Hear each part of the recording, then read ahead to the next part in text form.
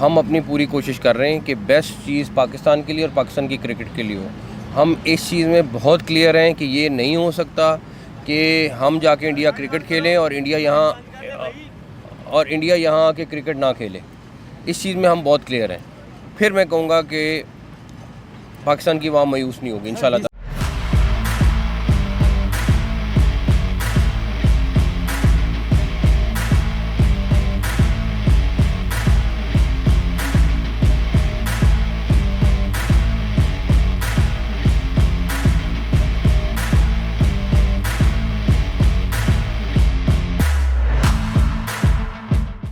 یہ ہفتہ کھیلوں کی دنیا میں خاصا دلچسپ اور مصروف رہا ہے. اس میں اسکواش، کرکٹ اور فٹ بال کے مقابلے زوروں پر رہے ہیں. لیکن جیسا کہ آپ کے علم میں آ چکی ہے یہ بات کہ سب سے بڑی جو خبر ہے وہ گزشتہ روز سامنے آئی ہے کہ آئی سی سی نے ایک ہائیبریڈ ماڈل کا اطلاق کیا ہے. پاکستان اور انڈیا کے جو میچز ہونے ہیں آنے والے دنوں میں، اس کے لیے ہائیبریڈ ماڈل جو ہے وہ اپلائی ہوگا. بہت بڑی خبر ہے، اس پر آگے چل کر ہم بات کریں گے. اس کے علاوہ ایک آواز بھی آپ کو ہم سنائیں گے حسب معمول، اور آپ کو پہچاننا ہے کہ یہ آواز کس کی ہے. تو سب سے پہلے ذکر کرتے ہیں آئی سی سی چیمپئنز ٹرافی کا، جو آئندہ سال فروری اور مارچ میں پاکستان میں منعقد ہونی ہے. بے یقینی کی کیفیت تھی جب انڈیا نے کہا کہ وہ پاکستان اپنی ٹیم کو نہیں بھیجے گا، لیکن دوسری جانب پاکستان نے اس مرتبہ سخت موقف اختیار کیا، اصولی موقف اختیار کیا. پاکستان کرکٹ بورڈ کے چیئرمین محسن نقوی نے، انہوں نے کیا اصولی موقف اختیار کیا، آئیے انہی کی زبانی سنتے ہیں. ہم اپنی پوری کوشش کر رہے ہیں کہ بیسٹ چیز پاکستان کے لیے اور پاکستان کی کرکٹ کے لیے ہو. ہم اس چیز میں بہت کلیئر ہیں کہ یہ نہیں ہو سکتا کہ ہم جا کے انڈیا کرکٹ کھیلیں اور انڈیا یہاں آ کے کرکٹ نہ کھیلے. اس چیز میں ہم بہت کلیئر ہیں. پھر میں کہوں گا کہ پاکستان کی عوام مایوس نہیں ہوگی انشاءاللہ. اور یہ اسی اصولی موقف کا نتیجہ ہے کہ اب آئی سی سی نے بھی یہ فیصلہ کیا ہے کہ ہائیبریڈ ماڈل جو ہے وہ اپلائی ہوگا آئی سی سی کے ان ایونٹس میں جو انڈیا اور پاکستان میں ہونے والے ہیں. چیمپئنز ٹرافی میں تو یہ بات طے ہو چکی کہ انڈیا کی ٹیم پاکستان آ کر نہیں کھیلے گی اور وہ اپنے جو میچز ہیں وہ نیوٹرل مقام پر کھیلے گی. لیکن 2026 میں آئی سی سی T20 ورلڈ کپ جو انڈیا میں ہونا ہے، اس میں پاکستان کے جو میچز ہوں گے وہ بھی نیوٹرل مقام پر ہوں گے. اس کے علاوہ اگلے سال جو ویمنز ورلڈ کپ ہو رہا ہے انڈیا میں، اس میں بھی پاکستان کی جو خواتین ٹیم ہے وہ اپنے میچز نیوٹرل مقام پر کھیلے گی. تو اخلاقی طور پر یہ پاکستان کرکٹ بورڈ کی ایک بہت بڑی کامیابی اسے ہم کہہ سکتے ہیں، اور اس کا سارا جو کریڈٹ ہے وہ پی سی بی کے چیئرمین محسن نقوی کے سر جاتا ہے. اب سب کو انتظار اس بات کا ہے کہ آئی سی سی کی جانب سے چیمپئنز ٹرافی کے شیڈول کا اعلان کب ہوتا ہے، اور یہ بھی دیکھنا ہے کہ پاکستان اور انڈیا کا جو میچ ہے وہ کہاں ہوگا. پاکستان انڈیا کا میچ کہیں پر بھی ہو، اس کا اپنا مزہ ہے، اپنی رونق ہے، اپنی کشش ہے. اور یہ بات تو سبھی جانتے ہیں کہ پاکستان اس چیمپئنز ٹرافی کا صرف میزبان ہی نہیں ہے بلکہ پاکستان ڈیفینڈنگ چیمپئن بھی ہے. بھولنے والی بات بالکل نہیں ہے کہ 2017 کے فائنل میں، چیمپئنز ٹرافی کے فائنل میں، پاکستان نے انڈیا کو شکست دی تھی سرفراز احمد کی کپتانی میں. اور اس سے پہلے کہ پاکستان ساؤتھ افریقہ کی ون ڈے سیریز پر ہم بات کریں، آئیے وہ آواز سنیں جس کو آپ نے پہچاننا ہے کہ یہ کس مشہور کھلاڑی کی آواز ہے. بہت ہی آسان سوال ہے، صرف ذرا سی توجہ کی ضرورت ہے. ہوتا یہ ہے کہ آپ اگر ریکارڈ آپ سوچنے لگو نا تو آپ کھو جاتے ہو، سمجھے نا. آپ کا کام یہ ہوتا ہے بال ٹو بال آپ سکور کرتے جائیں، وکٹ پہ کھڑے رہے تو رنز خود بخود آ جاتے ہیں اور ریکارڈ خود بخود ٹوٹنے شروع ہو جاتے ہیں. کوئی جب میں بیٹنگ کرنے گیا تھا تو یہ سوچ کے تو نہیں گیا تھا نا کہ میں ایون 100 کر لوں گا یا 50 کر لوں گا. جب 100 ہو گئے تو میں نے کہا اب تو میں یار بڑا بھی سکور کر سکتا ہوں. تو 274 پہ جب آؤٹ ہوا تو مجھے بڑا افسوس ہوا.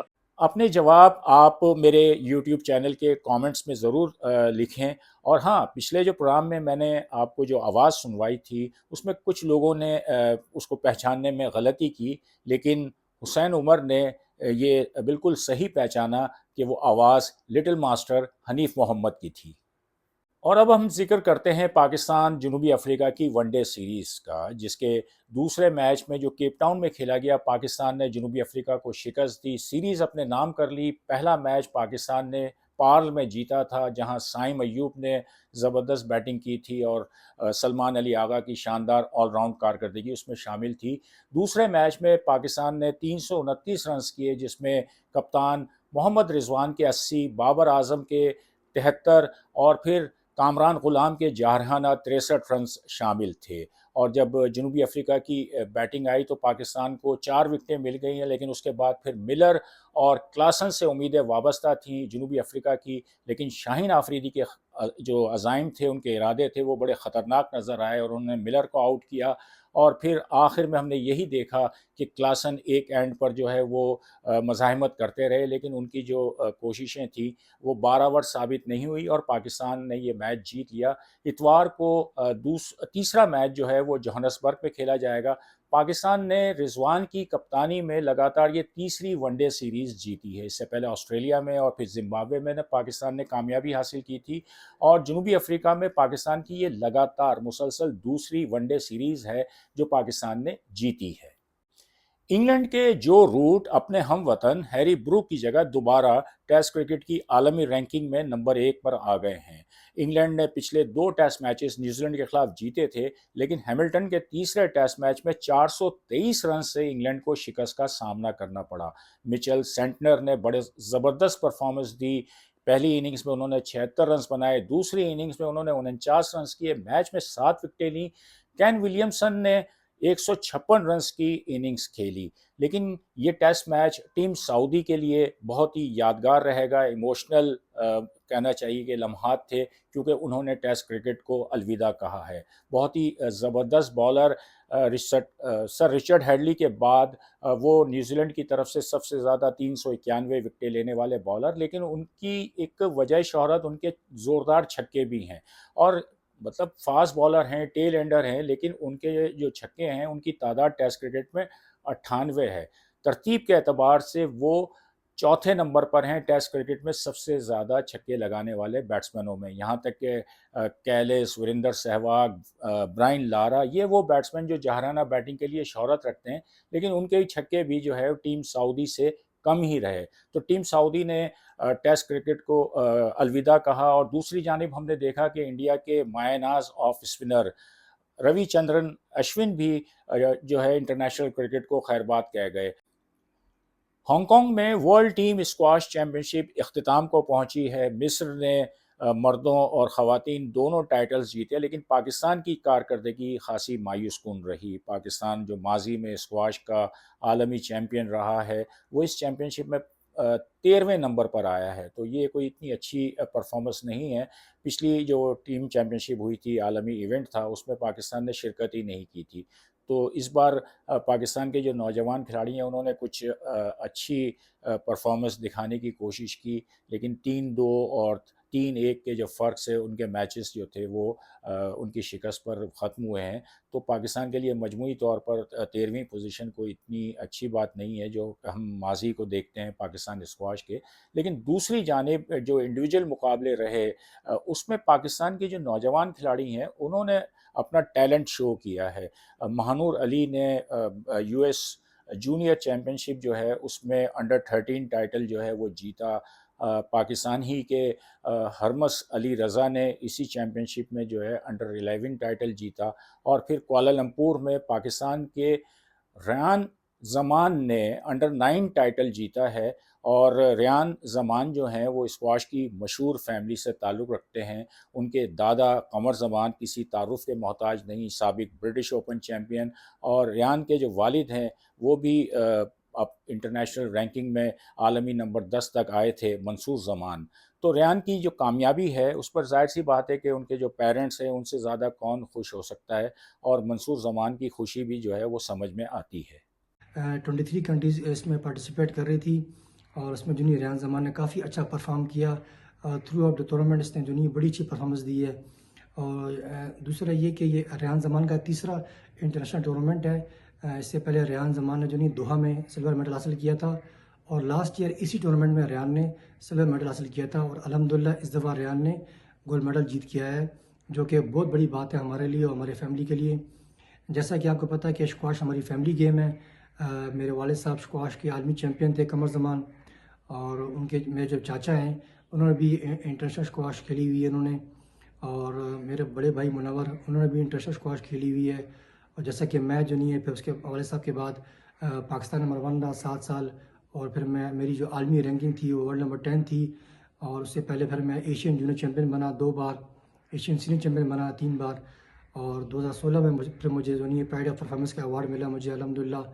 تو اسی طرح جو نہیں ہے ابھی ریان جو نہیں ہے میرا بیٹا ہے، وہ بھی جو ہے الحمدللہ کافی اچھا پرفارم کر رہا ہے، اور مجھے اس سے جو نہیں فیوچر میں کافی امیدیں وابستہ ہیں، کیونکہ الحمدللہ اس میں کافی ٹیلنٹ ہے، کافی اسپارک ہے اس میں۔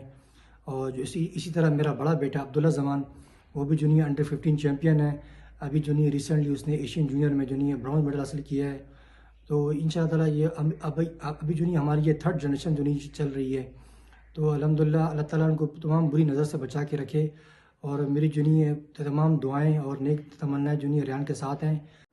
ریان زمان نے اپنی اس کامیابی سے اپنے روشن مستقبل کا پتہ تو دیا ہے، انہوں نے بتایا کہ ان میں کتنا ٹیلنٹ ہے، لیکن پاکستان کے اندر کئی باصلاحیت کھلاڑی موجود ہیں جن کا ٹیلنٹ جو ہے وہ سامنے آتا ہے، لیکن مناسب جو مواقع ہیں وہ نہیں ملتے، حکومت کی سرپرستی، فیڈریشن کی طرف سے کوئی سپورٹ نہیں، اسپانسرشپ نہیں، تو ان کھلاڑیوں کے لیے پاکستان سے باہر جا کر جو انٹرنیشنل مقابلے ہیں ان میں پارٹیسپیٹ کرنا آسان نہیں ہوتا، وہاں رہائش، جہاز کا ٹکٹ اور یہ دوسرے جو اخراجات ہیں وہ ہر کوئی افورڈ نہیں کر سکتا، اور پھر جو کوالٹی ریکٹ ہے وہ 30 سے 40 ہزار روپے کا آتا ہے، تو ہر کوئی اس کو افورڈ نہیں کر سکتا۔ تو یہ ایک المیہ ہے کہ ہمارے کئی باصلاحیت کھلاڑی اسپانسرشپ نہ ہونے اور مناسب سہولتیں نہ ملنے کی وجہ سے جو ہے وہ پھر گمنامی میں چلے جاتے ہیں۔ اور آخر میں فٹ بال انگلش لیگ کپ کے میچوں میں جو کوارٹر فائنل میچز ہوئے ہیں اس میں آرسنل نے کرسٹل پیلس کو شکست دی، اور اس میچ کی جو خاص بات تھی وہ گیبریل جیسس کی ہیٹ ٹرک تھی، اور دوسرے طرف لیورپول نے ساؤتھ ہیمپٹن کو شکست دی، تو یہ دونوں ٹیمیں اب سیمی فائنل میں پہنچی ہیں۔ تو انگلش پریمیئر لیگ بھی اپنے زوروں پر ہے، اپنی پوری کہنا چاہیے کہ جو دلچسپی ہے وہ عروج پر ہے شائقین کی، اور اب اصل جو مقابلہ ہے وہ لیورپول اور چیلسی کے درمیان ہے۔ مانچسٹر سٹی کے لیے حالات اتنے اچھے نہیں ہیں، تو اب دیکھتے ہیں کہ آنے والے میچوں میں یہ ٹیمیں کیا کچھ کر دکھاتی ہیں۔